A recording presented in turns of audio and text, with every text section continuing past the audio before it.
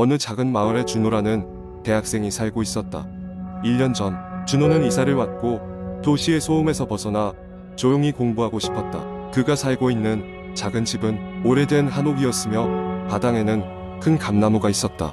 그때는 가을이었기 때문에 감나무의 노란 잎들이 바람에 흔들리고 있었다. 그날 저녁 준호는 밤늦게까지 리포트를 작성하고 있었다. 새벽 2시가 되었을 때쯤 더 이상 집중할 수 없어 잠시 휴식을 취하기로 했다. 그는 뜨거운 컵라면을 만든 후 창문을 통해 바깥을 바라보았다. 달빛이 마당을 은은하게 비추고 있었다. 그런데 감나무 아래에 이상한 그림자가 보였다. 처음에는 바람에 흔들리는 나뭇빛이라고 생각했지만 점점 또렷해지는 그림자는 사람의 형상이었다. 준호는 눈을 비비며 다시 쳐다봤다. 그림자는 한 여자의 모습이었다. 그녀는 하얀 한복을 입고 있었고 물은 긴 머리카락에 가려져 보이지 않았다. 준호는 순간 등골이 오싹해졌다. 도대체 이 밤중에 한복을 입은 여자가 왜 마당에 있는 것일까? 그는 겁에 질려 뒤로 물러나다가 책상에 있는 물컵을 떨어뜨렸다. 쨍그랑 소리와 함께 물이 온 바닥에 쏟아졌고 준호는 깜짝 놀라 다시 창문을 봤다. 더 이상 그림자는 보이지 않았다. 준호는 자신의 착각일 거라고 생각하며 떨리는 손으로 바닥을 정리한 후 잠을 자기로 했다. 하지만 다음날 아침에 마당을 지나다가 그는 작은 기이한 점을 발견했다. 감나무 아래에 하얀색의 천 조각이 떨어져 있었다. 찢어진 한복의 자락처럼 보였다. 준호는 다시 한번 소름이 돋았다. 그는 이 천 조각을 가지고 집주인에게 갔다. 이거 보신 적 있으세요? 준호가 물었다. 집주인은 천 조각을 유심히 바라보다가 한숨을 쉬었다. 이 말을 안 해주고 싶었는데 이 집에는 옛날에 슬픈 사연이 있어요. 예전 주인의 딸이 약혼날 밤에 사라졌다는 이야기가 있지. 준호는 그 이야기가 믿기지 않았다. 그는 여전히 자신이 본 것이 환상이라고 생각하고 싶었다. 하지만 그날 밤부터 이상한 일들이 이어지기 시작했다. 밤마다 같은 시간에 방문이 살짝 열리거나 바람 없는 방 안에서 흔들리는 종소리가 들려왔다. 결국 준호는 친구 몇 명에게 이 일을 상의했고 그들은 함께 그 집을 조사하기로 했다. 친구들은 준호의 집에 와서 밤새도록 기다렸지만 아무 일도 일어나지 않았다. 모두가 장난이라며 웃었지만 준호는 아직도 찜찜한 기분을 떨칠 수 없었다. 며칠 후 준호는 마을 도서관에서 과거의 신문 기사들을 찾아보기로 했다. 그는 결국 한 오래된 신문을 발견했고 거기에는 마을 딸의 미스터리한 실종이라는 기사가 실려 있었다.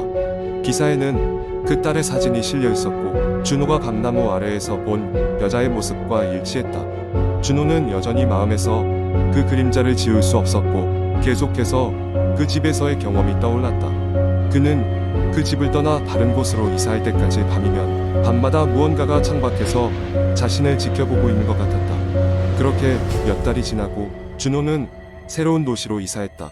그러나 가끔씩 아무도 없는 자기 방에서 창문을 통해 바깥을 바라보면 멀리서 그 그림자가 자신을 따라다닌다는 생각을 떨칠 수 없었다. 그 기억은 그렇게 준호에게 그리고 그의 가슴 속 깊이 항상 남아있을 것이다. 두 번째 이야기. 어느 날 밤 나는 평소처럼 인터넷 서핑을 하고 있었다. 밤 11시가 넘어가고 나서도 심심함을 달래기 위해 공포 게시판을 둘러보았다. 여러 가지 이야기들이 있었지만 그중 하나가 나의 눈길을 사로잡았다. 제목은 SNS에서 만난 남자였다. 호기심에 그 글을 열어보았다. 이야기는 몇 년 전 한 여대생이 자신의 경험을 공유하는 것으로 시작했다. 그녀는 그 당시에 인스타그램을 자주 이용하곤 했는데 어느 날 했다 나이트라이더 라는 낯선 계정으로부터 팔로우 요청이 들어왔다. 프로필 사진은 음산한 저녁 하늘을 배경으로 모호한 인물의 실루엣이었다. 평소 같았으면 무시했겠지만 당시 그녀는 친구와 문제가 있어 새로운 사람들과 이야기를 나누고 싶다는 생각이 들어 팔로우 요청을 수락했다. 그 남자는 자기소개를 하며 먼저 메시지를 보내왔다. 그는 사진작가이며 도시의 밤을 찍는 것을 좋아한다고 했다. 서로 공통 관심사가 사진이었기 때문에 둘은 금방 가까워졌다. 그는 그녀에게 여러 도시 야경 사진을 보여주었고 그녀는 감탄하며 자신이 찍은 사진도 공유했다. 이야기는 자연스럽게 이어졌고 그녀는 점점 그와의 대화가 기다려졌다. 어느 날 그는 그녀에게 직접 만나서 사진 촬영을 해보지 않겠느냐고 제안했다. 평소 같았으면 경계를 했겠지만 이미 몇 주간의 대화를 통해 어느 정도 신뢰가 형성된 상태였다. 그녀는 약간의 두려움을 안고 그와 만나기로 했다. 만남 장소는 인적이 드문 한적한 공원. 오후 늦게였다. 그녀는 카메라를 챙겨 약속 장소로 나갔다. 그곳에서 만난 그는 온라인에서 본 것처럼 차분하고 친절했다. 그는 그녀에게 어떻게 밤하늘을 찍으면 더 좋을지, 별을 잘 표현할 수 있는 방법 등을 알려주었다. 사진 촬영은 매우 즐거웠고 그들은 서로의 결과물을 보여주며 거기에 담긴 이야기를 나누었다. 어느덧 시간이 흐르고 하늘이 어두워지기 시작했다. 그가 말했다. 진짜 재미있는 스팟이 하나 더 있는데 보여줄까요? 그녀는 설레는 마음으로 고개를 끄덕였다. 그는 공원 가장자리에 있는 숲속으로 그녀를 이끌었다. 그것은 위험해 보일 수도 있는 상황이었지만 그녀는 그의 태도에서 아무 의심도 느끼지 못했다. 깊은 숲속까지 들어가자 멈춰 서서 말했다. 사실 여기에는 이야기 하나가 있어요. 이곳에서 매년 이맘때쯤 사람들이 사라진다고 하더군요. 그의 말에 갑자기 오싹한 기운이 돌았다. 그녀는 웃으며 장난으로 생각했지만 곧 그의 표정이 이상해지기 시작했다. 그는 그녀에게 말했다. 너도 이 이야기의 일부가 될 수 있겠군요. 그 순간 그녀는 뒤로 물러났지만 그는 빠르게 다가와 그녀의 손목을 붙잡았다. 그녀는 비명을 지르며 도망치려 했지만 그곳은 너무 어두워서 방향을 알 수 없었다. 필사의 도주 끝에 그녀는 울창한 숲에서 벗어나 공원의 밝은 등불 아래로 나올 수 있었다. 그녀는 뒤를 돌아봤으나 그는 이미 사라지고 없었다. 그 후로 그녀는 그 계정을 차단하고 모든 관련 정보를 삭제했다. 경찰에 신고하려 했으나 명확한 범죄가 아니었기에 그녀는 그냥 최대한 잊으려 했다. 그러나 가끔씩 인적이 드문 곳을 지나갈 때면 여전히 그 숲 속에서의 공포스러운 눈빛이 신경 쓰이곤 한다고 했다.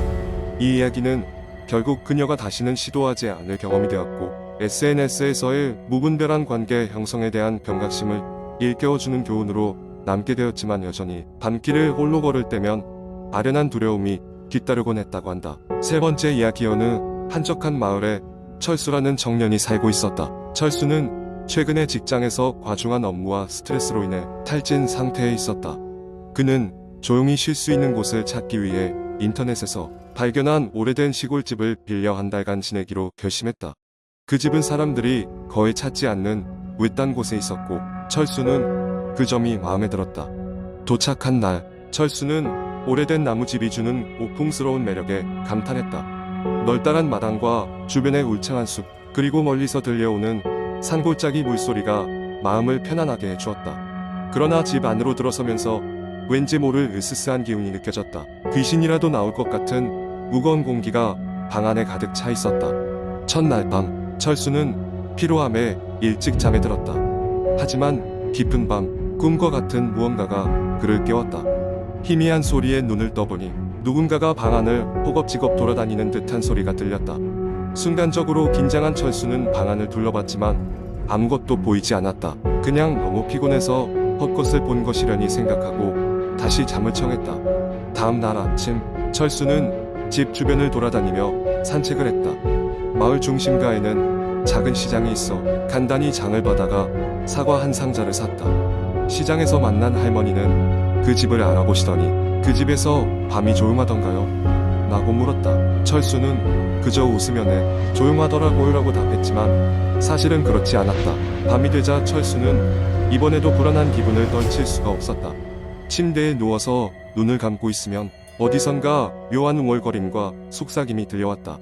그는 이번엔 잠에서 깬 상태였고 소리가 점점 더 선명하게 들려왔다.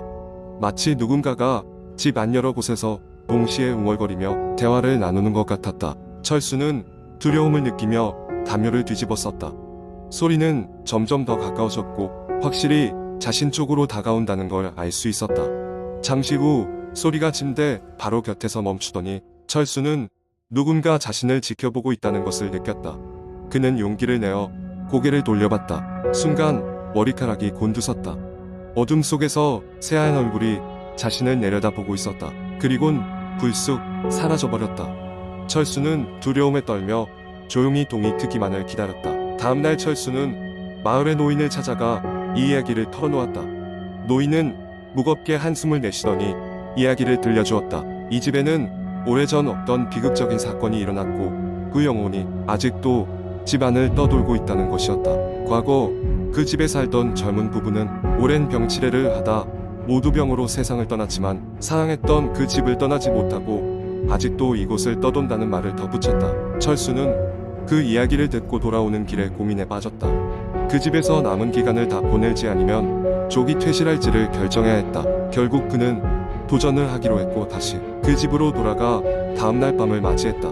그날 밤은 이전과 달랐다. 같은 소리가 들릴 것이라는 두려움에도 불구하고 철수는 오히려 목소리에 집중하고자 했다. 그리고 날이 밝을 무렵 마침내 그는 그 소리가 두려움이 아닌 어떤 슬픈 이야기를 나누고 있다는 것을 깨달았다. 마치 남겨진 이들에게 자신의 존재를 알리고 싶어 하는 것처럼 철수는 남은 기간 동안 매일 밤 고요히 그 목소리들을 듣고는 했다.